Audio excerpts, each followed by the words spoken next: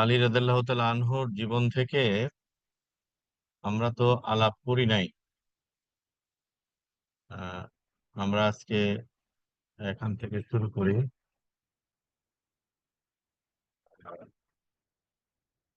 আমরা খোলাফায়ে রাশেদিনের 4 জনের জীবনের উপরে আমাদের 16টা ক্লাস হওয়ার কথা, এর মধ্যে পরীক্ষা আছে। ইতিমধ্যে আমরা 3 খলিফার জীবন নিয়ে অলরেডি কথা বলেছি। আজকে চতুর্থ খলিফা আলী রাদিয়াল্লাহু তাআলা আনহুর জীবন থেকে কিছু কথা বলি। আমরা তার মানাকিব, বৈশিষ্ট্য, পরিচয় এবং ব্যক্তি জীবন নিয়ে কিছু কথা বলতে চেষ্টা করি।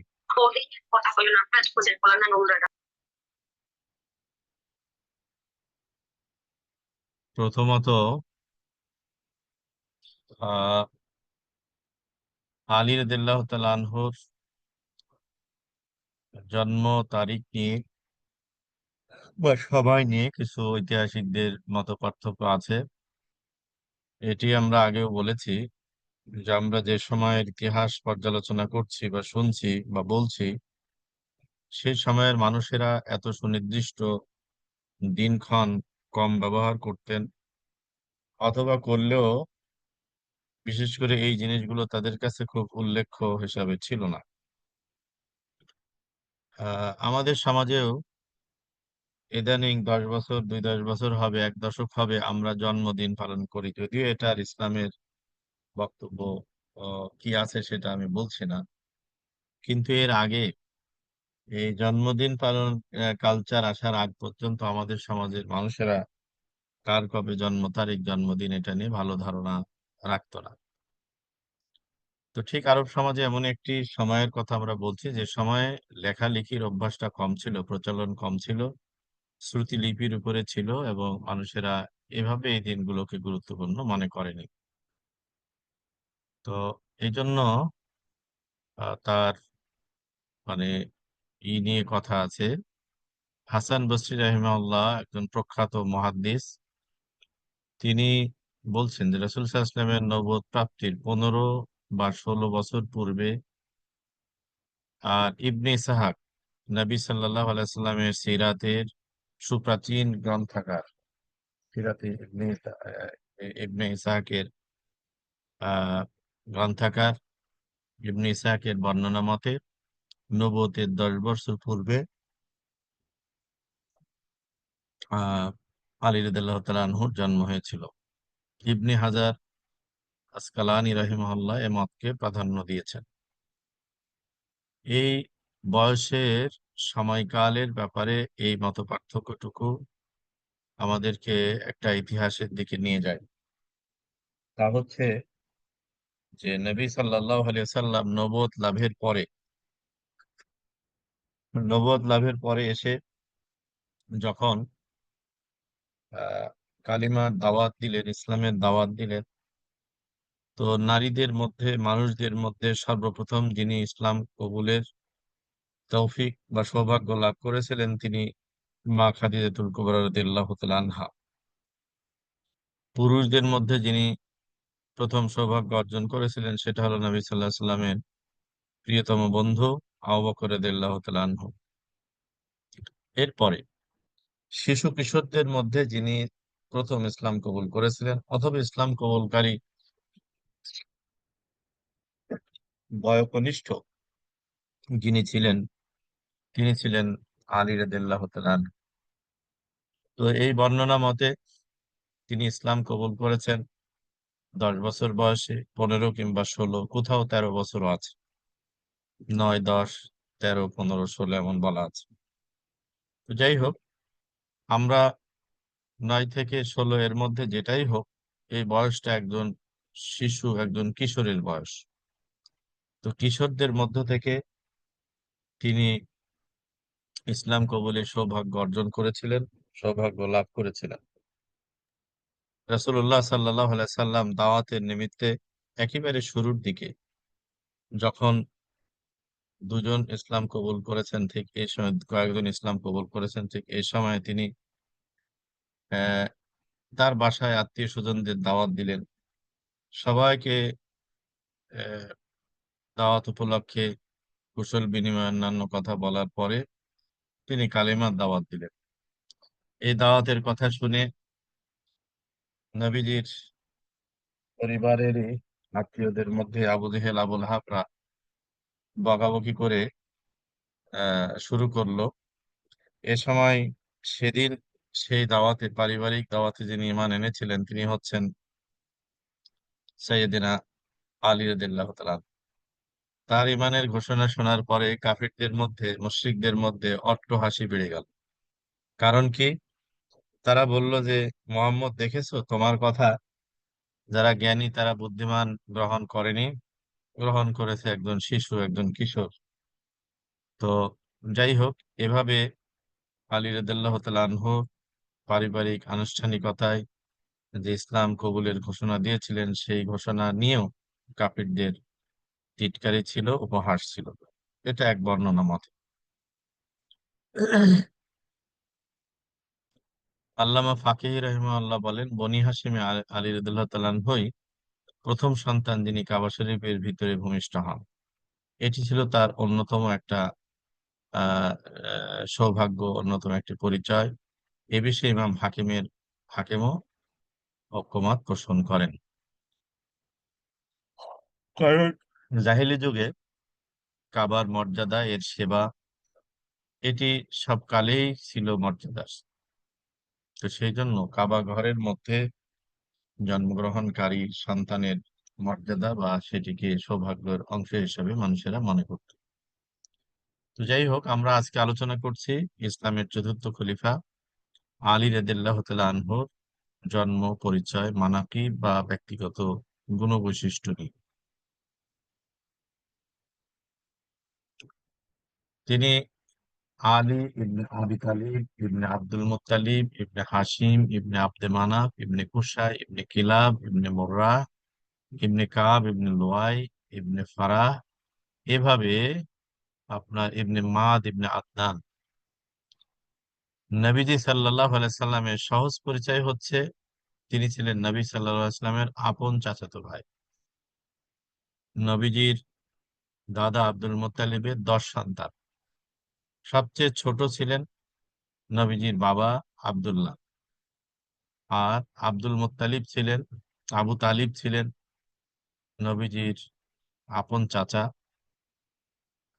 তো এটি হলো তার নবী সাল্লাল্লাহু আলাইহি সাল্লামের সাথে সম্পর্কের সবচেয়ে নিকটতম সম্পর্ক, নবুয়ত পূর্ব বা নবুয়ত পরবর্তী সময়। জন্মের সময় নানা আলী রাদিয়াল্লাহু তাআলা আনহুর নানা আসাদ ইবনে হাশিমের নামানুসারে তার মা ফাতিমা বিনতে আসাদ পুত্র আলীর নাম রেখেছিলেন আসাদ। তার জন্মের সময় পিতা আবু তালিব অনুপস্থিত ছিলেন। ফিরে এসে ছেলের এই নাম রাখা হয়েছে শুনে আদৌ অবাক হন। অবশ্য পরে ওই নাম পাল্টে তিনি তার পুত্রের নাম রাখেন আলী। তাহলে আমরা জানলাম যে রাসূলুল্লাহ সাল্লাল্লাহু আলাইহি ওয়াসাল্লামের আপন চাচাতো ভাই হচ্ছেন আলী রাদিয়াল্লাহু তাআলা আনহু, আর চাচার নাম ছিল আবু তালিব, যিনি রাসূলুল্লাহ সাল্লাল্লাহু আলাইহি সাল্লামের জন্মের আগে বাবা মারা যাওয়া, তারপরে 6 বছর বয়সে মা মারা যাওয়া, 8 বছর বয়সে চাচা আব্দুল মুত্তালিব মারা যাওয়ার পরে 8 বছর বয়স থেকে যে চাচার দায়িত্বে ঘরে পালিত হয়েছেন তিনি হচ্ছেন আলী রাদিয়াল্লাহু তাআলা আনহুর বাবা আবু তালিব।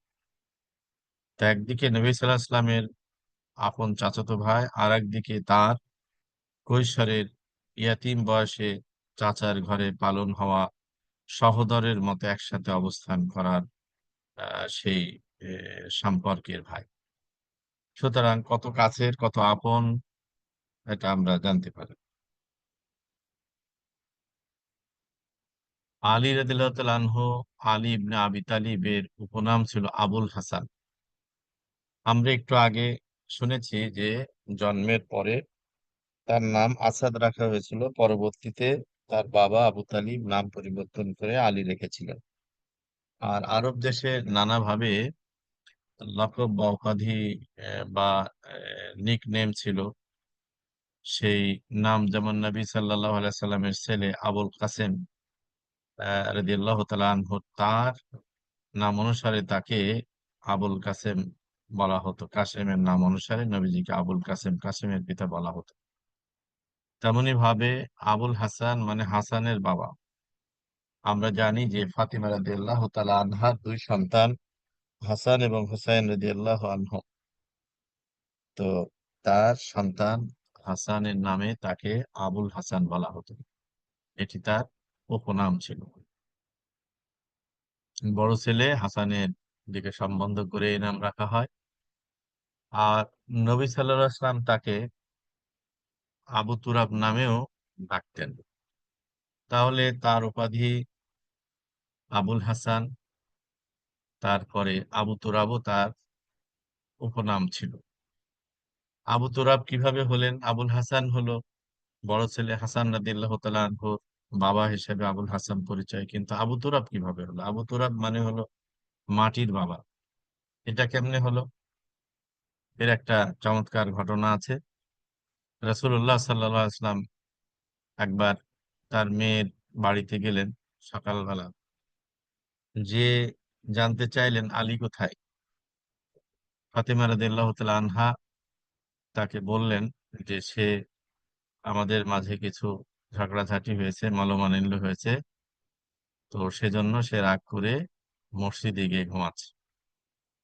নবী সাল্লাল্লাহু আলাইহি ওয়াসাল্লাম দেখেন, মসজিদে গিয়ে দেখেন যে তিনি মসজিদে ঘুমাচ্ছেন। তো মসজিদে তার পিঠের চাদর সরে গিয়ে তার দেহ মাটিতে পড়েছে।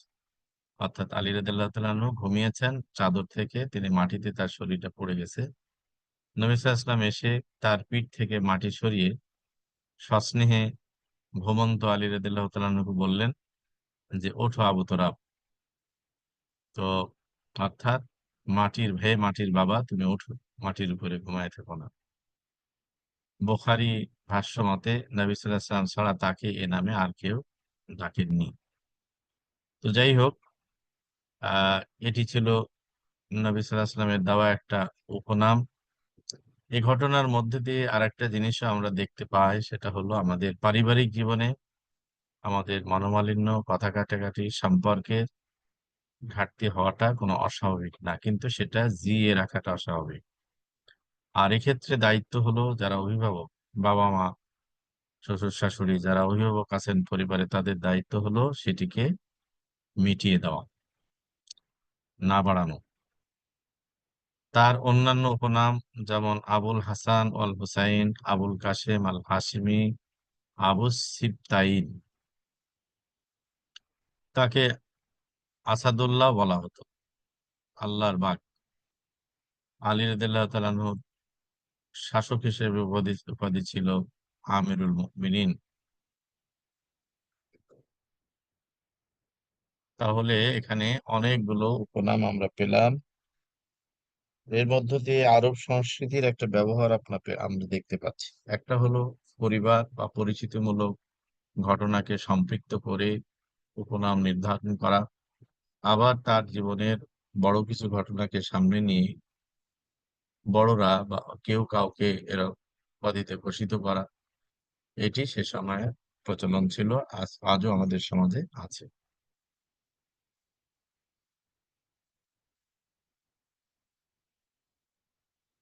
তার পিতার পরিচয়।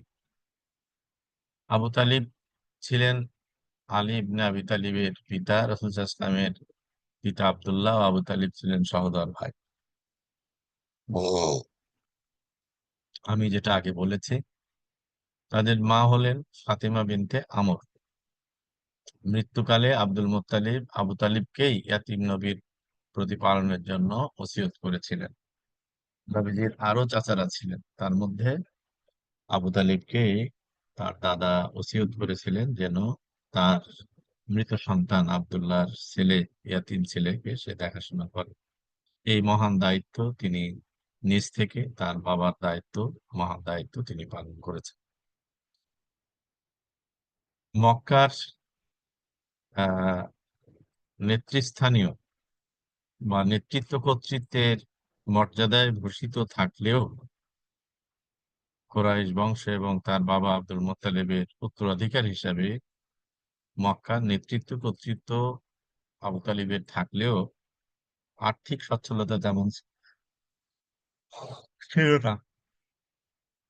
কিন্তু ইয়াতিম ভাতিজাকে পালনের ক্ষেত্রে তিনি তাকে প্রাণ দিয়ে ভালোবাসতেন, নিজের সন্তানের চেয়ে বেশি ভালোবাসতেন।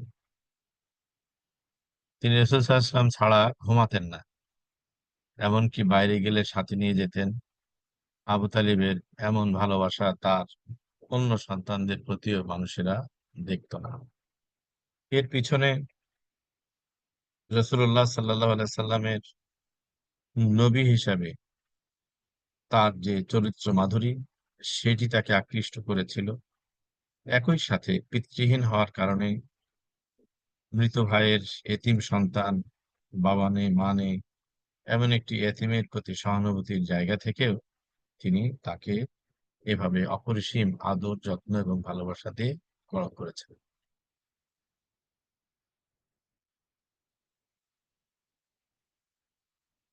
এই ঘটনা দিয়ে আমরা আরেকটা জিনিস মনে করতে পারি, সেটা হলো আমাদের পরিবারে যদি এমন কেউ দুর্ভাগ্যবশত পিতামাতাহীন হয়ে পড়ে বা অসহায় হয়ে পড়ে, তাহলে আমাদের দায়িত্ব হবে তার পাশে দাঁড়ানো, তাকে তার দায়িত্ব নেওয়া, জীবনযাপন নিরাপত্তার দায়িত্ব নেওয়া। আলী রাদিয়াল্লাহু তাআলা আনহুর মা, যিনি এক মহিয়সী বুজুর্গ সাহাবী, নাম সৈয়দা ফাতেমা বিনতে আসাদ বিনতে হাশিম বিন আব্দে মানাফ বিন কুসাই। তিনি প্রথম সে হাশেমি নারী যিনি সর্বপ্রথম এক হাশেমি সন্তান জন্ম দিয়েছিলেন। রাসূলুল্লাহ সাল্লাল্লাহু আলাইহি ওয়াসাল্লামের দাদা ইন্তেকাল করার পরে রাসূলুল্লাহ সাল্লাল্লাহু আলাইহি ওয়াসাল্লাম আবু তালিবের প্রতিপাল্যে এলে এই নারী তাকে মাতৃস্নেহে লালন পালন করেন। অর্থাৎ আমি একটু আগে বলেছি যে নবীজি সাল্লাল্লাহু আলাইহি সাল্লাম আহ দাদার মৃত্যুর পরে যখন চাচার দায়িত্বে এলেন, তখন আলী রাদিয়াল্লাহু তাআলা আনহু ছোট, তার অন্যান্য ছোট ভাইয়েরাও ছিল। নবীজিও সেই পরিবারে গেলেন এবং নবীজিকে শুধু চাচাই ভালোবাসতেন না, তার চাচিমা, যিনি আলী রাদিয়াল্লাহু তাআলার মা, তিনিও সন্তান সম ভালোবাসতেন। আলী রাদিয়াল্লাহু তাআলার মহিয়সী মা, যিনি জীবনের টানা 20টি বছর রাসূল সাল্লাল্লাহু আলাইহি ওয়াসাল্লামকে পরিপালন করেন। শুরুর দিকে ইসলাম গ্রহণকারীদের তালিকায় নামও তিনি লিখিয়েছিলেন। অর্থাৎ নবী সাল্লাল্লাহু আলাইহি ওয়াসাল্লামের বিবাহ পূর্ব সময় পর্যন্ত তিনি এই চাচির কাছে চাচার সংসারেই ছিলেন। বিবাহের পরে খাদিজা রাদিয়াল্লাহু তাআলা আনহার বাড়িতে যান এবং সেটি মক্কা বায়তুল্লাহর অদূরেই, এবং সেটি অনেক মানে ছিল, বড়সড় একটা বাড়ি ছিল, যেহেতু তিনি ধনাঢ্য ব্যক্তি ছিলেন এবং বড় ব্যবসায়ী ছিলেন।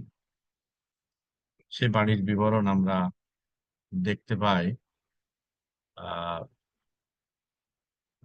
একটা সিরাতের গ্রন্থের মধ্যে, বি স্মার্ট উইথ মোহাম্মদ সাল্লাল্লাহু আলাইহি সাল্লাম, এই বইটার মধ্যে চমৎকার করে মা খাদিজা রাদিয়াল্লাহু তাআলা আনহার ওই বাড়ির কথা এসেছে যে বাড়িতে নবী সাল্লাল্লাহু আলাইহি ওয়াসাল্লাম বিবাহের পরে গিয়ে অবস্থান করতেন। তাহলে এটিও একটি দিক যে আত্মীয় স্বজনের মধ্যে কেউ বিপদগ্রস্ত হলে একটা পরিবারে দায়িত্বশীল পুরুষ এবং নারী সবাইকেই সহানুভূতিশীল, দরদী হতে হয়। রাসূলুল্লাহ সাল্লাল্লাহু আলাইহি ওয়াসাল্লামের সাথে তার বিশেষ যোগাযোগ ও সম্পর্ক ছিল, ফলে তিনি অসংখ্য হাদিস বর্ণনা করতে পেরেছেন। অর্থাৎ আলী রাদিয়াল্লাহু তাআলার মাও হাদিসের বর্ণনাকারী ছিলেন। চাচি ফাতেমা বিনতে আসাদের জীবদ্দশায়, এমনকি মৃত্যুর পরও তার বিশেষ অবস্থান ছিল রাসূলুল্লাহ সাল্লাল্লাহু আলাইহি ওয়াসাল্লামের নিকটে। অর্থাৎ নবীজির চাচি ফাতেমা বিনতে আসাদ, তার ইন্তেকালের পরেও নবীজি তাকে স্মরণ করতেন। তিনি রাসূল সাল্লাল্লাহু আলাইহি ওয়াসাল্লামের জীবদ্দশাতে ইন্তেকাল করেন। অর্থাৎ নবীজির জীবদ্দশাতে তার প্রিয় চাচা এবং চাচী দুজনেই ইন্তেকাল করেন, যাদের কাছে তিনি বাবা মার অনুপস্থিতিতে দীর্ঘ প্রায় 20 বছর লালিত পালিত হয়েছিলেন। ভাই বোন কি ছিল? আবু তালিবের 4 পুত্র ছিল। বড় পুত্র তালিব, এর নামেই তার উপনাম ছিল আবু তালিব, অর্থাৎ তালিবের বাবা। দ্বিতীয় সন্তান আকিল রাদিয়াল্লাহু তাআলা আনহু, তৃতীয় জাফর রাদিয়াল্লাহু তাআলা আনহু, চতুর্থ আলী রাদিয়াল্লাহু তাআলা আনহু। 4 পুত্রের প্রত্যেকেরই বয়সের ব্যবধান ছিল 10 বছর। অর্থাৎ আলী রাদিয়াল্লাহু তাআলা আনহুর ভাইয়েরা 10 বছর 10 বছর করে বয়সের ব্যবধানে তাদের জন্ম হয়েছিল। তো তার 4 ভাইয়ের মধ্যে 3 ভাইয়ের ইসলাম কবুলের কথা আমাদের ভালো করে জানা আছে এবং তারা শহীদ হয়েছেন। জাফর রাদিয়াল্লাহু তাআলা আনহুর শাহাদাতের বর্ণনা, দীর্ঘ বর্ণনা বুখারী মুসলিমের মধ্যে হাদিসের গ্রন্থগুলোতে আছে, ইতিহাসের গ্রন্থে আছে। আবু তালিবের মেয়ে ছিল 2 জন, উম্মে হানি রাদিয়াল্লাহু তাআলা আনহা এবং জুমানা রাদিয়াল্লাহু তাআলা আনহা। এরা সকলে ছিলেন ফাতিমা বিনতে আসাদের গর্ভজাত। অর্থাৎ আলী রাদিয়াল্লাহু তাআলা আনহুরা 4 ভাই 2 বোন ছিলেন। 4 ভাই 2 বোন। আলী রাদিয়াল্লাহু তাআলা আনহুর স্ত্রী ফাতিমা রাদিয়াল্লাহু তাআলা আনহা, আমরা জানি যে নবী সাল্লাল্লাহু আলাইহি সাল্লামের ইন্তেকালের 6 মাস বা তার চেয়ে কম সময়ের মধ্যে তিনি ইন্তেকাল করেন। এরপরে আলী রাদিয়াল্লাহু তাআলা আনহু আরো 8 জন মহিলার সাথে বিবাহ বন্ধনে আবদ্ধ হন এবং একসাথে 4-এর উপরে কখনোই ছিল না। তারা হলেন উম্মুল বানিন বিনতে হিজাম, লাইলা বিনতে মাসউদ, আসমা বিনতে উমাইস, উম্মে হাবিবা বিনতে রাবিয়া, উমামা বিনতে আস, খাওলা বিনতে জাফর, উম্মে সাইদ বিনতে ওরওয়া, মাহিয়া বিনতে ইমরুল কায়েস। ইবনে কাথির রাহিমাহুল্লাহ তার বিদায়া ওয়ান নেহায়া গ্রন্থের মধ্যে এই তথ্য দিয়েছেন।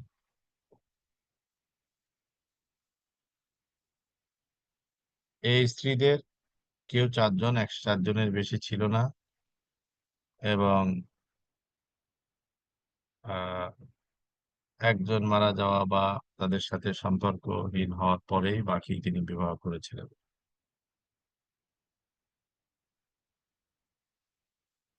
ফাতিমা রাদিয়াল্লাহু তাআলা আনহার গর্ভে হাসান, হুসাইন, জায়নাব কুবরা ও উম্মে কুলসুম জন্মগ্রহণ করেন। অর্থাৎ ফাতিমা রাদিয়াল্লাহু তাআলা আনহু 4 সন্তান ছিলেন। হাসান রাদিয়াল্লাহু তাআলা আনহু, হুসাইন রাদিয়াল্লাহু তাআলা আনহু, জায়নাব কুবরা মানে বড় জয়নাব, উম্মে কুলসুম, এই 4 সন্তানের জন্ম হয়েছিল, 2 ছেলে 2 মেয়ে। খাওলা বিনতে জাফর থেকে আলী রাদিয়াল্লাহু তাআলা আনহু মুহাম্মদ নামে একজন ছেলে সন্তান লাভ করেন। অর্থাৎ এটি ফাতিমা রাদিয়াল্লাহু তাআলা আনহার ইন্তেকালের পরে তার যে 8 স্ত্রীর আমরা নাম শুনি তাদের মধ্যে খাওলা বিনতে জাফর রাদিয়াল্লাহু তাআলা আনহু, তিনি ছিলেন অন্যতম একজন স্ত্রী। তার সন্তান, তার গর্ভে যে সন্তান হয়েছিল তার নাম আহ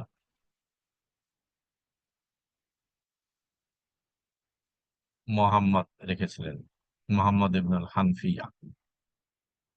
তার আরেক স্ত্রী লাইলা বিনতে মাসউদের গর্ভে উবাইদুল্লাহ, আবু বকর নামে 2টি সন্তান ছিল। উম্মুল বানিন হিজাম নামে তার যে স্ত্রী ছিল তার ঘরে আব্বাস আকবর মানে বড় আব্বাস, ওসমান, জাফর আকবর এবং আব্দুল্লাহ নামে 4 সন্তান ছিল। অর্থাৎ ফাতিমা রাদিয়াল্লাহু তাআলা আনহার ঘরে 4 জন, তার ইন্তেকালের পরে খাওলা বিনতে জাফর রাদিয়াল্লাহু তাআলা আনহার ঘরে একটি, লাইলা বিনতে মাসউদ রাদিয়াল্লাহু তাআলা আনহার ঘরে 2টি এবং উম্মুল বানিন বিনতে হিজাম তার ঘরে 4 সন্তান জন্মগ্রহণ করেন: আব্বাস আকবর, ওসমান, জাফর আকবর এবং আব্দুল্লাহ। আসমা বিনতে উমাইস থেকে ইয়াহইয়া ও আউন নামে 2টি সন্তান ছিল। সাহাবা নাম্নী আরেক স্ত্রীর গর্ভ থেকে অমর, আকবর, রোকায়া জন্ম নেন। উমামা বিনতে আবুল আস থেকে মোহাম্মদ আওসাদ জন্ম নেন। উম্মে সাইদ বিনতে অরওয়া বিনতে মাসউদ নামক স্ত্রীর গর্ভ থেকে উম্মুল হাসান ওমর কুবরা জন্ম নেন। আর বাদীর গর্ভে জন্মগ্রহণ করেন তারা হলো মোহাম্মদ আসগর, উম্মে হানি, মাইমুনা, জায়নাব, রামলা, উম্মে কুলসুম, ফাতিমা, উমামা, খাদিজা, উম্মুল কেরাম, উম্মে সালামা, উম্মে জাফর, ওমানা, নাফিসা। মহাইয়া বিনতে ইমরুল কায়েসের গর্ভে একটি মেয়ে সন্তান জন্ম নিয়েছিলেন, তবে ছোটকালে মেয়েটি মারা যায়। তাহলে এখানে আমরা আলী রাদিয়াল্লাহু তাআলা আনহু স্ত্রীদের সংখ্যা এবং অনেকগুলো সন্তানের সংখ্যা আমরা জানতে পেরেছি, এবং তাসির গৃহেরও সন্তানদের কথা আমরা জানতে পেরেছি। ইবনে আব্দুল বার বলেন, তিনি কান্তিমান গোলগাল পেটে আকৃতির মানুষ ছিলেন। ডাগর ডগর দুটি চোখ, সুন্দর মুখাকৃতি, সৌন্দর্যে আহ বিশাল উদার এবং প্রশস্ত কাঁধ, মোটা মাংসল হাতের তালু, এগুলো তার শারীরিক বর্ণনা দিয়েছেন। কাঁধ দেখলে মনে হতো রূপার বড়সড় লোটা। মাথার পেছনে ছিল পগাছা চুল। আচ্ছা, তার আহ সাহসিকতা জায়গায় তার উপাধি ছিল আসাদুল্লাহ বা আল্লাহ সিংহ। হাঁটলে মনে হতো পাহাড় চলছে। শক্ত পাঞ্জা দিয়ে কাউকে চেপে ধরলে তার আর শ্বাস কাটার জো থাকতো না। অর্থাৎ তার শৌর্য বীর্য বা তার শারীরিক সুঠাম দেহের বর্ণনা এখানে আছে। তা আমরা আজকের আলোচনা থেকে ইসলামের চতুর্থ খলিফা আলী রাদিয়াল্লাহু তাআলা আনহুর আহ, জীবন থেকে কিছু জানতে চেষ্টা করলাম। আমি আশা করি আপনারা তার জীবন থেকে আরো জানতে চেষ্টা করবেন। বিস্তারিত পড়লে আমাদের কাছে ইসলামের এই মহান সন্তানদের জীবন সম্পর্কে আমাদের জানার সুযোগ হবে। আমি আজকে আপনাদের সাথে আলোচনাকে আর দীর্ঘ করতে চাচ্ছি না। আশা করি নেক্সট ক্লাসে আমরা তারই জীবনের উপরে আরো যে এপিসোড আছে সেগুলো আমরা বলবো ইনশাআল্লাহ। আজকে আমি আলী রাদিয়াল্লাহু তাআলা আনহুর প্রথমে এটা বলে না, শেষ করছি। জি, তো কেউ কিছু বলতে চাচ্ছিলেন? জি উস্তাদ, আসসালামু আলাইকুম রহমতুল্লাহ। ওয়ালাইকুম আসসালাম। জি উস্তাদ, এই যে আলী কি আব্দুল্লাহ, আহ, যে রাসূল সাল্লাল্লাহু আলাইহি ওয়াসাল্লামের পিতা, উনি জি দশম সন্তান। তো জি কিন্তু আমি একটা জায়গায় শুনেছিলাম যে আব্বাস রাদিয়াল্লাহু আনহু নাকি বলছেন যে ওনাকে জিজ্ঞেস করা হয়েছে যে কে বড়, আপনি না রাসূল সাল্লাল্লাহু আলাইহি ওয়াসাল্লাম? তো উনি বলেছিলেন যে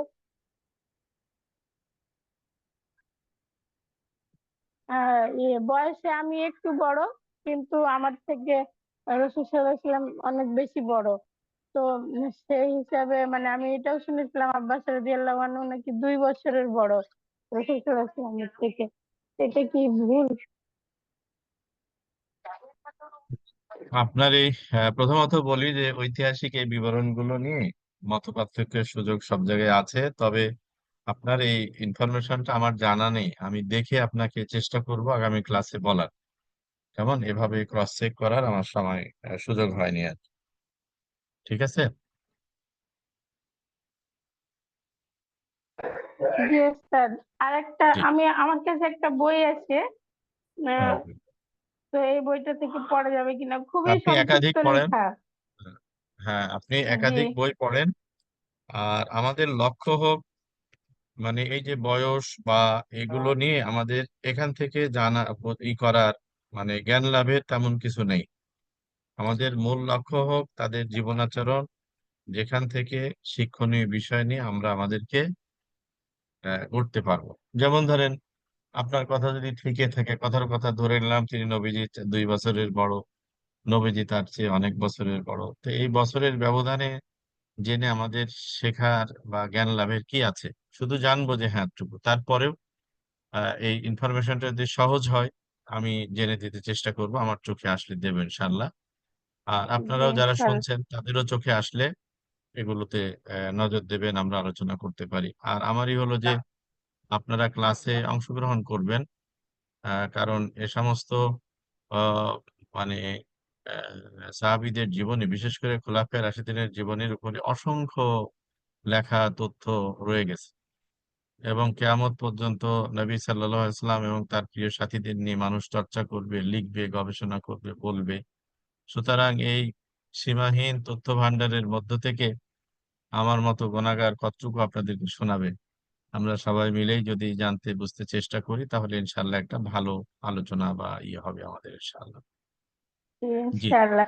ও স্যার, আমি আরেকটা বলছিলাম, আমার কাছে একটা বই আছে, বইটার রাইটার হলেন মোহাম্মদ ইব্রাহিম সারিকি, হুম। আর অনুবাদক হলেন কাজী আবুল কালাম সিদ্দিক, হুম। সম্পাদনা শায়েখ মিজান হারুন। হুম। হুম। বইটা খুবই সংক্ষিপ্ত, মানে এখানে কোনো মানে পারিবারিক কোনো ডিটেলস নেই, শুধু মানে হুম। হুম। রাজনৈতিক ইয়েটুকুই আছে। তো হুম। এটা এটা পড়লেই হবে তার নাকি আমাকে? এটা এটা পড়েন, এটার সাথে আরো অন্যদের এগুলো করতে চেষ্টা করেন। কোনো একটা বই আমাকে আপনাকে সব তথ্য দেবে না, বুঝছেন? যিনি যে লিখেছেন স্যার, তিনি যেহেতু তাদের জীবনের ইটা জীবনালেখ্যটা অনেক বড়, অনেক দিক, তো ফলে এক একজন ছোট ছোট করে লিখছেন এক একটা সাইড নিয়ে। সেটা আপনি যতদূর পারেন পড়েন, এর বাইরে অন্যগুলো দেখেন। ঠিক আছে? রাইটার ঠিক আছে, আমি তো জানতে চাচ্ছিলাম। রাইটার রাইটার ঠিক আছে, আমি আগেই বলছি যে কোরআন এবং সহিহ হাদিসের বাইরে আর কোনো কিছু আমাদের হলফ করে সত্য বলার সুযোগ নেই। যদি কোরআন হাদিসের সাথে কন্ট্রাডিক্ট না হয় তো ঠিক আছে, আর না হলে ওগুলো থেকে জ্ঞান লাভ করবেন। বিশ্বাসের দাবি আর পৃথিবীর কোনো গ্রন্থ করে না, কোরআন এবং সহিহ হাদিস সুন্নাহর বাইরে। কেমন? পড়বেন, জানার জন্য জি পড়বেন, সমস্যা কি আছে? জি। জি স্যার, জাযাকাল্লাহ ঠিক আছে, খাইরান। শুকরান, জাযাকাল্লাহ। তা আমি আজকে একটু সংক্ষেপ করছি, আপনাদের সবাইকে ধন্যবাদ। আল্লাহ চাহে তো নেক্সট ক্লাসে কথা হবে। স্লাইডটা আমি দিয়ে দিয়েছি গ্রুপ। জি। জি।